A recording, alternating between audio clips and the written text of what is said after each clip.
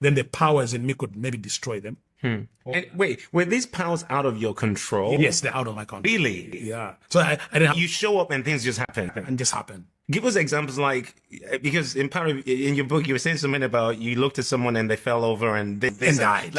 I can look at a child like in school and I feel like the child just falls down and collapses and faints. Or I look at a teacher. I remember one time I was in like early years, like after like kindergarten, I looked at the teacher. Maybe she shouted at me and she became blind. What? Did she know that that was you that did that to her? Yes. Because I think she tried to find out and say, you can. So she came to me and said, can you help me get back my sight? And did you? I said, okay, you will. Then the next day she was seeing. And so she told everyone in the school. Then they feared to send me out of the school because they didn't know what will happen to the school. Now, that's the early years. So these forces were in me, out of my control. I didn't do them by my will. Because remember, as a 3-year-old, we were trapped in a cave. So it's as if your will is blocked. You are taken, something has taken over your life. And I know there are people even who today, they have not recovered their will.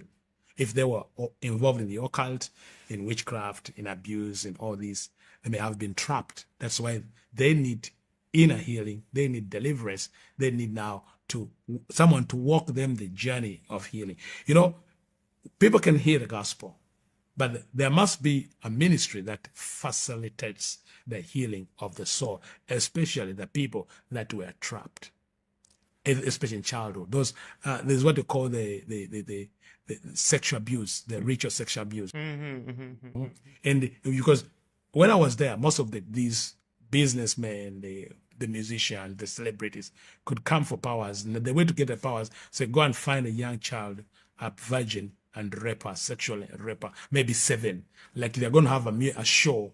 And say, for that show to be successful, find a guy. They're going to have a what? Like a show, like a music show. Music show, right, okay. A concert. A concert, yes. And they come for power and say, for that power, you need to find girls, rape them, sexually abuse them. And as a child, in those early years, you were giving some of these instructions to some of these celebrities. To celebrities, to politicians, to businessmen, and all this for spiritual powers. And so when they do that act, they're also initiating that child. So there are people that have experienced some of these horrific acts and don't even know that they were initiated through those acts. They don't know.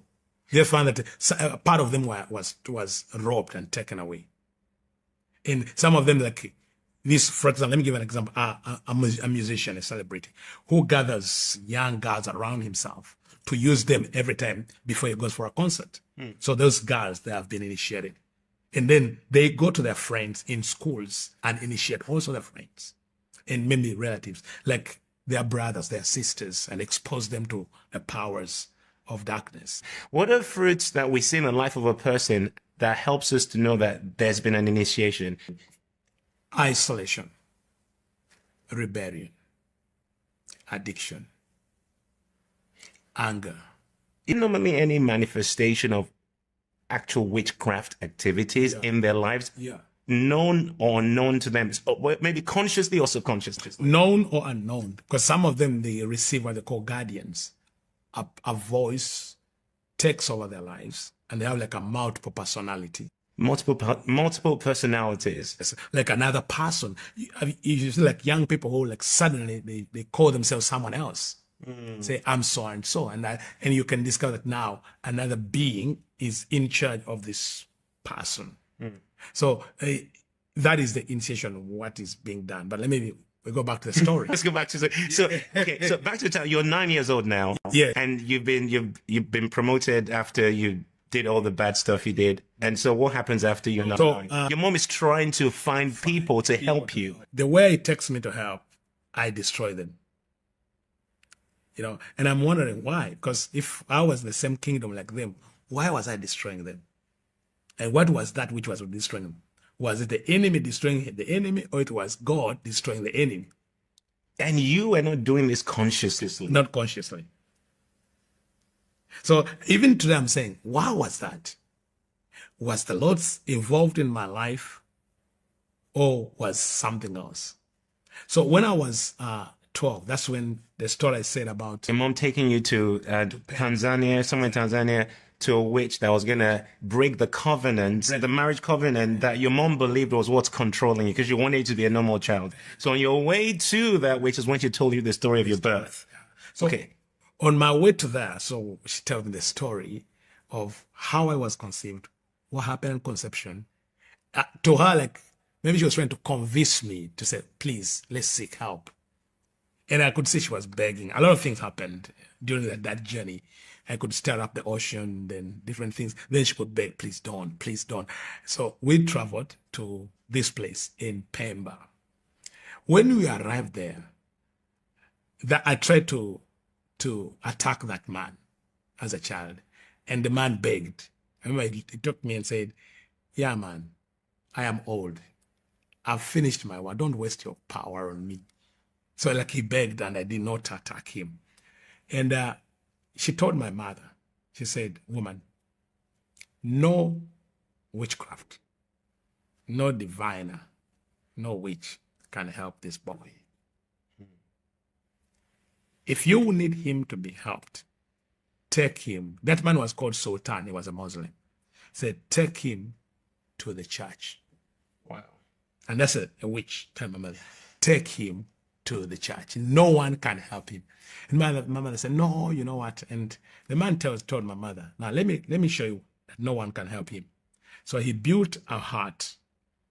A hut? Like built with mud and what? And put me in the hut and covered with grass and set it on fire. My mother was crying. My son said, no, you wait. So when the fire died, I was not in the hut, in that small house. My mother said, what happened? Then he told her, he's back home. You go home. He has returned home. Not using now the ship, not using the car. And I projected back home. Now that's something you've already been doing before then. Now that one, I knew how to do it. I began that at the age of 5, 6. So I left the hut, traveled back home, because from the age of 6, I could do astral travels, travel from different places without using natural means. So that man tells my mom, take him to the church. So she comes home, finds me back home normal, and say, why did you do this? So she gets me and takes me to the bishop who conducted the wedding. Oh. Because that's the church she knew. This is the bishop who conducted the wedding, marrying you to a 60-year-old witch, and then your mom takes you back to the same bishop. To say, she tells that bishop, about me, what I've been doing. And he says, yes, I've been hearing about him, but I think we can help him. Now, I realized later, he accepted me not to, because now it was like, put me in school, in the seminary, like join like the seminarian to be a priest. But what he wanted was to investigate these powers. So he puts me in the school, in a seminary, and he is interested. I remember he could call priests and bishops to just sit around me and like investigate and ask me questions, interview me about the powers, about the forces. And wait, I'm trying to understand. When you say they took you to, so you were in seminary at 12? At 12. And what, were you learning the Bible? So what kind of... I'm supposed to be like in a normal school, because early of the seminary, you're like in a normal secondary school. Okay, a normal secondary school, but it's called a seminary. But it's run by what, the church in Corpus. Yeah. Okay. So I am there, and I thought I was now going to be like a student, go learn about the Bible, learn about God, and become a priest. I realize now they were just interested in your power. They're just interested in, not even to educate me, they're interested in the powers. So most of the time I am there from the age of 12. That year I'm there. I am living in the same house with a priest. With the priest. And every night they come with books, with what to ask me about the spirit world. So they ask me this and that and that. And I enjoy it. I enjoy being in charge. All my life, I always enjoy like to be in charge, to control others. Like there was a deficit in me, and so I'm telling them all the powers. They are writing this, they are like researchers. They are sitting around me. And this is going on for what? Years? For years, for a year. So in all that time, you didn't learn anything about Jesus, about scriptures, and you were in a Christian environment, in quotes. Yes. That's really But sad. I'm not learning about God. I'm learning. I'm not learning. You're teaching them. They're teaching from me. So I remember at the end of the year, this bishop and another priest, they told me, we have a scholarship for you. We are going to send you to Europe for training. And so in me, I thought, okay, I needed, but they told me they needed the consent of my father. So my father, that's the first time I'm seeing my father. He came to the school to sign the papers, sign my documentation, because I was now going to be moved from Uganda to go to Europe. And so with Bavin, so you're 16 now. No. I'm 13. You're still 13. Oh, you said 4 years later. No, 2 years. 2 years later. So, okay. So I'm 13, and now they tell me you have a scholarship to go and study in Europe.